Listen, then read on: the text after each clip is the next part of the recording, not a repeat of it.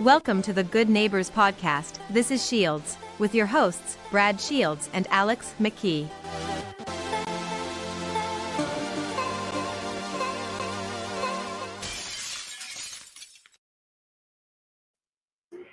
Hey Shields people, we hope you had a very Merry Christmas and a Happy New Year. We had a fantastic time.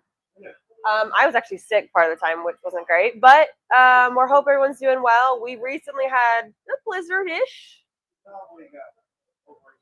We did. We had some winter wonderland weather come through, so we hope that everybody around here got a hit from that is doing okay. We had 6 total. And then Scott pulled one out.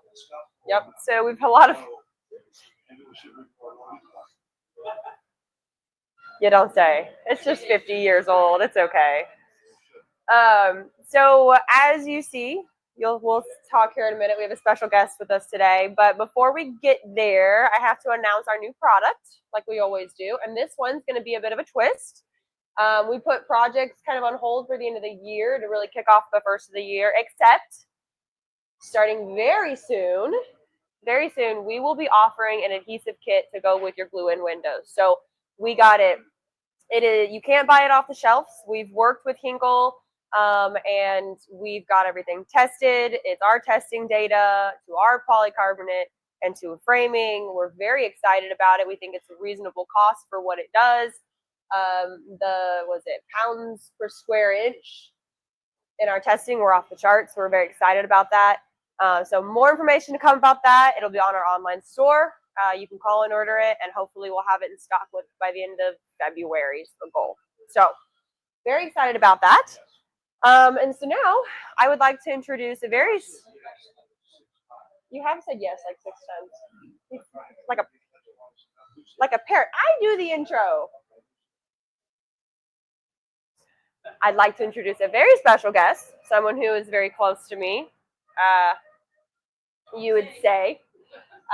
She is one of our senior managers at Windshields. She is also our VP of Finance. And her toughest job yet by far, she is also my mother.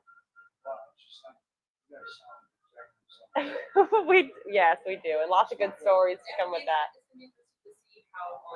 How you sound? Yeah. So I'm gonna pass the microphone back to her. I can't believe you didn't chime in and say no. Her toughest job is being my wife. So before we do that, Alex, you probably don't know this, but when your mom is really hot, flexing the blow on it, they cool her off. But I'm not a fan. It's terrible. It's terrible. But I was going to say earlier before we had over, do you know I burned 2,000 calories today? I would hope so. You're a 6'4" grown ass man. You better burn 2,000 calories a day.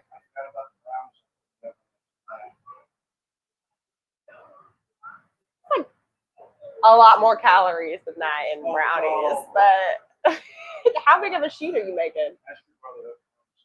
Oh yeah, okay. Well, someone's got to bring it back down. Okay, but before I pass it over, the reason why I call her Karen for work, my mom. It works. Why she's here today and why she's going to be taking over for me is because I can't control him at this point. Because this past December, if anybody was at the PRI, the Performance Racing Industry Show this year, that show marked Shields' 25 years at the PRI. And with that, and me only being 29 years old, I imagine I am not best suited to share stories and talk about the history in the past that these two have been to for 25 years and both done 25 years together of the show. So very impressive, very cool. And without further ado, sorry if this makes a bunch of weird noise. Pass the torch. So as Karen puts this on, so 25 years at the PRI show. There actually was a break at the PRI. Went to Orlando for a little bit. And we attended those. We went to Orlando until the IMIA, the Indiana IMI. Motorsports, IMI. IMI something associated. Anyway, Indiana put on its own show because PRI going to Orlando was hog shit. It was just horrible. It was supposed to fuck from the beginning, and real racing parts people, we got it to come back, and we pressured them into it. But here nor there. Then it merged back together. Yeah, and now it's all back together.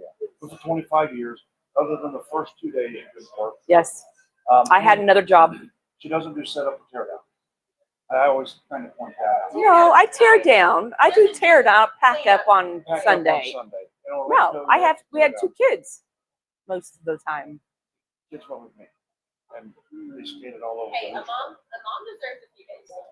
I wholeheartedly. Whatever. So, we're going to talk about the trade shows. So I want to hear each of your top 3 encounters or stories from shows. Funnies, customer. Just from PRI? No, Yeah. Well, no, because we have ConExpo, at least throw some into the PRI. PRI. We've done football coaches association trade shows. We've done Little League baseball trade shows. In fact, the only trade show you've not done with me is I took my sister To to one. Virginia Beach for Little League Congress I went to one, in Reno. but not, yeah. Well, let me start with the one in Reno. You tell the story though a little bit maybe. So I've been working. We were making face shields for softball and baseball. For helmets. And I've been working with this guy who was in the baseball. He was, what the hell is this product name? Starts with an A. Just horrible equipment. Just the worst baseball equipment in the world. But he was making catching gear, and he was going to work with us. And then, all excited, he's going to order thousands. And so I didn't hear from him for a while. We get to the show in Reno. And our product was called the iPro. The iPro, yes. And we're going by his booth, and what did we see at his booth? He had a face shield for helmets. What did it look like? Not great. What about the design? Pretty much ours. Pretty much, no. He fucking copied it. I was irate. Yeah. But Then it was like a hunt. But then something great happened. If you remember this part of the story. We had Bob there. Yeah, we had Bob there. We'll talk Bob is talk about that in a minute. okay. But before Bob, we go by this guy's booth, and it's got a copy of our face shield in there. And then what happened about 40 minutes later when we were going back up to the hotel room? I don't recall. You don't recall the elevator? Oh, we got in with us? Yes. No, I don't recall everything. Oh. What year was this? Oh. 2003, 4, 5? 2004. You were still at the Little League, still wearing. Yeah, I'm giving context. yeah. No, so he gets in It's been a while. There's a bunch of people on the elevator, and I can't remember my exact words, but he gets in, doesn't really notice me. He's facing the other way, and I say something like, I could beat the fuck out of somebody on this elevator right now because he stole my product. And then he kind of looks over his shoulder and sees us and got off the next floor. It wasn't his floor. Next time the door opened. And the rest of the trade show, I would walk by his booth in the front. But tell me about Bob.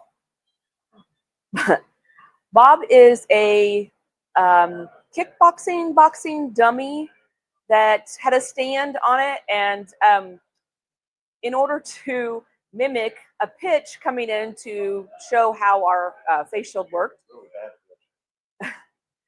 we put a pendulum on the back, a weight, and we would drop it, and then we put a helmet and with a face shield on this boxing dummy, and watch it hit it and knock it all. Yes. So that was Bob. And he almost got his head ripped off. Yeah. The face shield was fun. People loved it. Yeah, we used Bob. He was in the race cab for a long time. Bob he would sit in the race cab. Yep. Breaks the glass. Yep. But what did we have to do with Bob at Reno? Because our booth was in the middle of the aisle. What did they have to do the second day? Oh, we had to move. We had to move him. Yeah, they asked us to move Bob to the end of the aisle. There was no room to do the swing. Everybody wanted to see Bob do his ass kick. It was hysterical. Yeah, Yep. That was forget the face shield. So let's see here. Now I grew up, and we've talked a little bit about trade shows since I was 9. Yeah, we've So, some of the old Yeah, ones. I'm a trade show junkie. But You and your Alex asked about it could be any of them. What's some of your favorite or wildest or craziest thoughts, memories of the trade shows or a trade show? well, I wouldn't say it's wild. I think it's it was we had just moved into the Hoosier Dome Yeah, still, and we had I think it was like a 10 by 30 booth, 10 by 20. We did 10 by 20. We just got moved into the Hoosier Dome out of the closet. out of the closet, and across the hallway there was a fabricating company that was doing demos all the time. With an English wheel. And one of the kids that was working there was building his own car. And so he came over and he was so excited. And I think it was a 4-year process. Every year he would find us, whether we were right next to him or not, and show us the progress, picture-wise, drawing-wise, of his car. Finally, after probably 4 years at least, he was doing it all on his own. He brought us a finished picture ready for windows, and we outfitted the whole car with windows. It was in one race and won, and then he even had model cars made of it, which then he brought to us. And we use it for promotion. yeah, we use it. It still hangs up in the office. And then he got a picture on a cover of a magazine, and there was just the neatest progress we've got to watch from one show. Yeah, that was just It was also the same show that Percy was picking our brains, and we had no idea who he was. And the next year came back, and he had a booth with a windshield wiper with steel wool on it. Oh yeah, I mean, talking about stealing someone's product and booth. He hung on he met every day we walked into the show. He'd walk and ask and talk questions. And oh, this kid really is. That was our learning curve on how we talk about our process. Yeah. What about some of the behind the scenes or some of the fun times? Think about Florida, and even with in Florida, the self unloaded Orlando. Florida, I got my belly button pierced at the show. No, it was not at the show. Not at the show. While we were there for the show. Shop by the show. Yes. So let's stay with that. So it was true. Loaders, we had to almost walk a mile. So I have loaded and unloaded and on other booths, other shows. So get back to our condominium one day. Across the parking lot. A rental Charger, and all I got to do is cut through one back road. If we didn't have a fence, we'd be right there. Right, one back road. So I cut to the back road. Remember what happened? Please tell me you got stuff. No. A police officer stopped me. Okay, I wasn't sure if that's what it was. What did that police officer do? Hit the hood of the car. Hit the hood of the car. I jump out of the car ready to kick his ass. And I'm like, what? And you're going to get arrested. You're going to pay for this fucking rental car, bitch. But I'm going, how did we get to the condominium that night? Walk. We did not walk. He moved. I drove No. right down. He was, yeah. No. He did. He did hint that he. It's crazy. It's today's world. You have that on camera. It's a whole different. Oh yeah, different ball game. Well, what's funny, you think of people in my car and I'm like, as soon as I jumped out to go, I'm going to get arrested.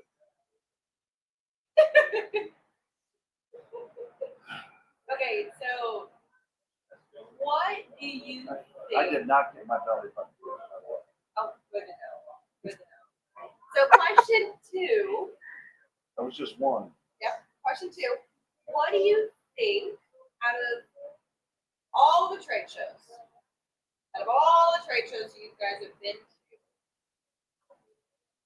a lot happens at trade shows. You meet other vendors, other suppliers. You can get products, other customers, all kinds of learning experience. What do you think you personally get the most out of the trade show? Who are you asking? Which one? It's not you. Mainly for me, I get connection with my customer. Without question.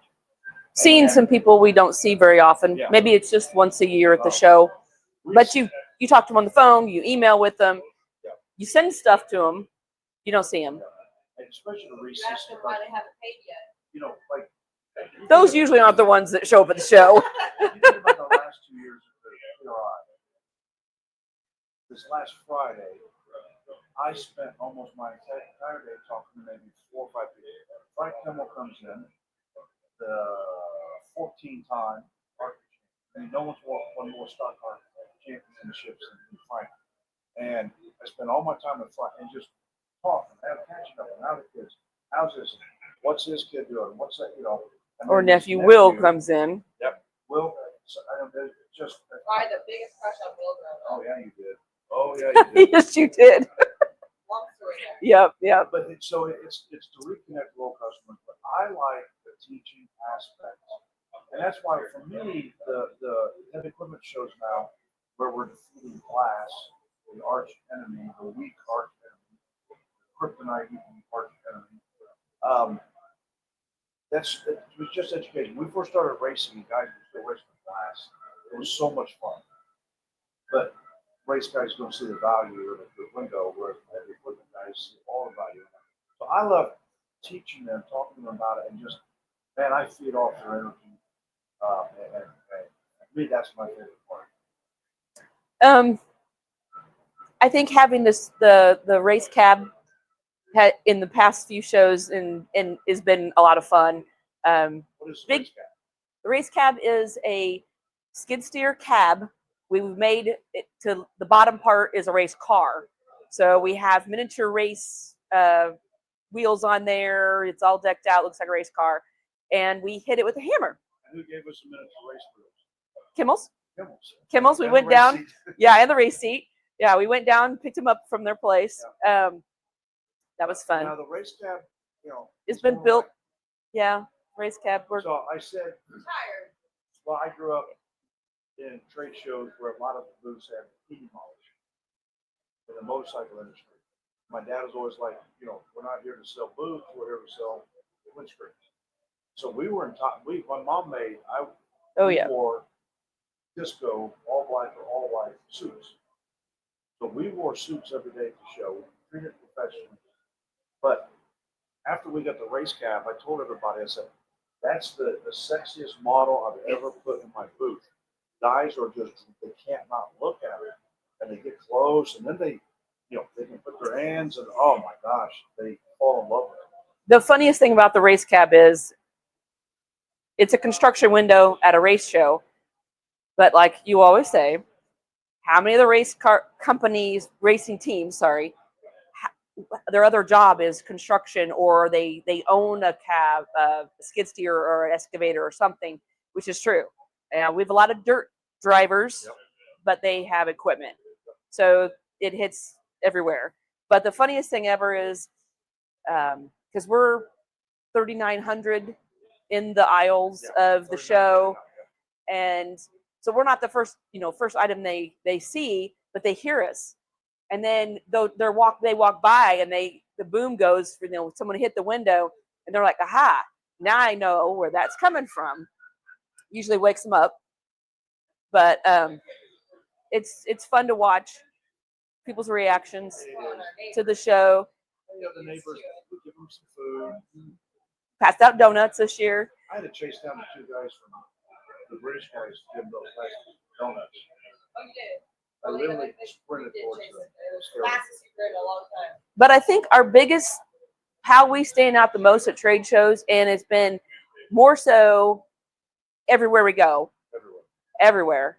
We engage people that come by. We're not waiting for people to notice our booth and stop. How many do we engage? Most of them? I say we're probably a good 75-80%, because you look at people, you can tell they don't want to talk. But anyway, we address it. We ask them questions. Hey, do you want some information?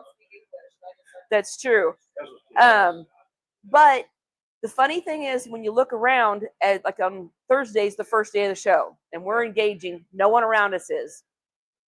By usually the Saturday, the third day, other booths they're engaging, they're asking, hey, can I help you? Hey, interested in this, changing their tactics, and it does.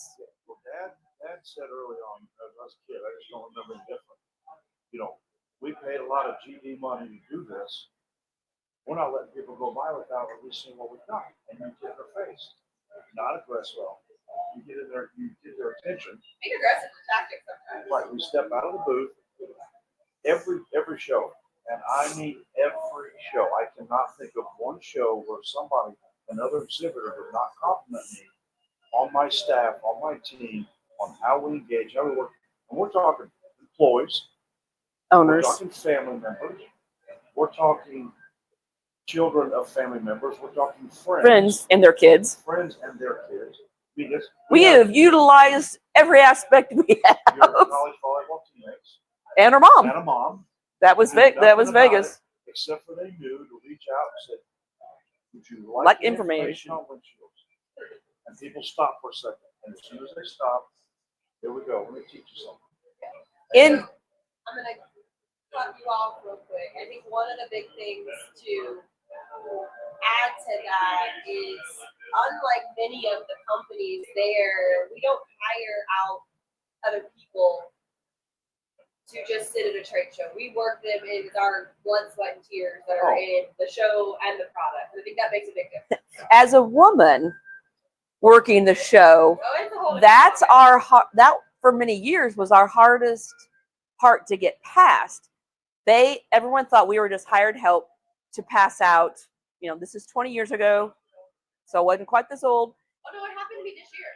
Yeah, Your age. I was your age. but I'm the IT. Oh, no, I had somebody come up to a hired helper to ask a question, a serious question, and I was talking to their friends, and their friends were like, "Oh, well, he went to ask that gentleman over there the tough question." I said, "Oh, just wait, he'll send it back to me," and they all kind of laughed. I said, "Well, I'm the boss." They all just kind of laughed, and then all of a sudden, Brighton sends them right back over, and they all just kind of go, Yep. "Oops." But they always just thought we didn't know the information. Oh, We yeah. just had we just had the brochure. So it was always a fun challenge to feed the information that you knew, feed the information, answer the questions. For the life I had one customer, no longer a customer. Never once. He would not. Order a windshield from a woman. Nope. He would call on the phone he would and only wanted to talk to Brad. only talk to me. Oh my gosh. I'm like, and he would send him right back to the account I'm manager. like, I don't take the orders. This is for 10 years into this, Jim. It's time you go and order with your account Throw manager. a pair, be a big boy. Yep. But no, Talk to the boy. that's been the fun. Throw a pair, be a big boy. Talk to the boy. That's one of the things that have kind of gone out. You don't see the high-heeled, short-skirted bras as much as you used to 20 years ago. There was a huge handful. There was always the calendar companies that are there, you know. They didn't get paid extra. It's their choice. Yeah. Huh? Bow and Brighton were deals. Oh. That's Vegas. It's Vegas. That was Vegas. That was Okay. Vegas. I've got one last question. Okay. Let's There's take so many stories. so many stories. Well, it's 25 years of trade shows. You're gonna have a lot of stories, and 25 years in every year for most. I've got a question. How about avoiding Simpson? You got a question before I do? Okay. Who is easier to work? Who's easier to work with in setup? Me or my dad?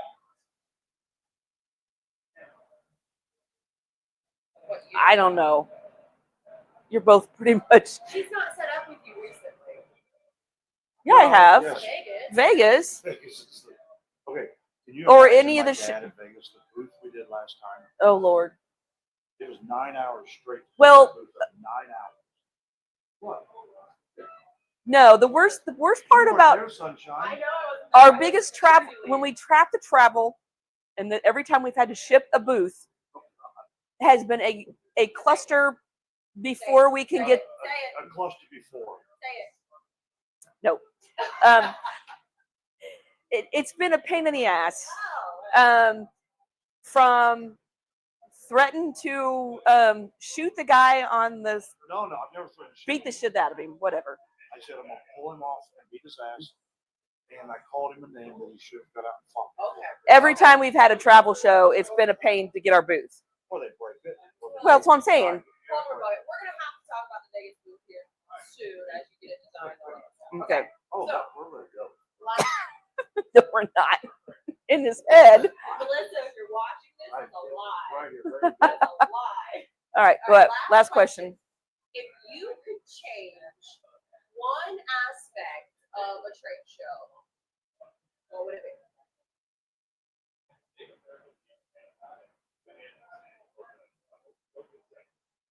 My body wouldn't hurt so much. So Okay. my back, my ankles, my knees, the older I get, the quicker it hits.